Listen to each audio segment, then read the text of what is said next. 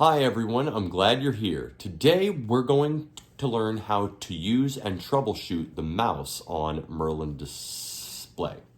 To get started, click the mouse button right here. This acts as a switch which turns the mouse on and off.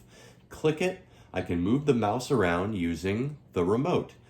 Click it again and the mouse turns off. If I want to actually click on something on the screen, I use the big orange button here in the middle to open up any applications or links that I would like.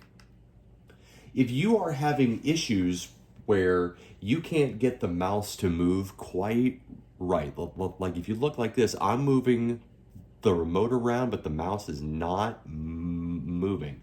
I want to encourage you to use wrist motions, not full arm, not elbow, not shoulder, just the wrist, up and down.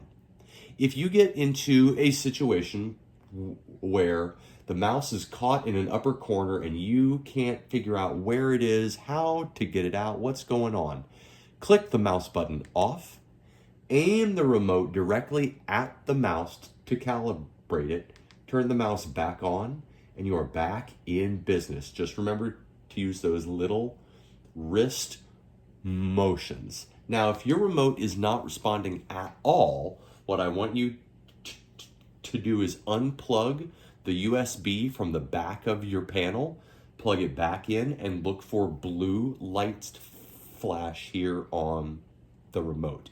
That should repair the remote and get you back up and going. Thanks, everyone. Have a great day.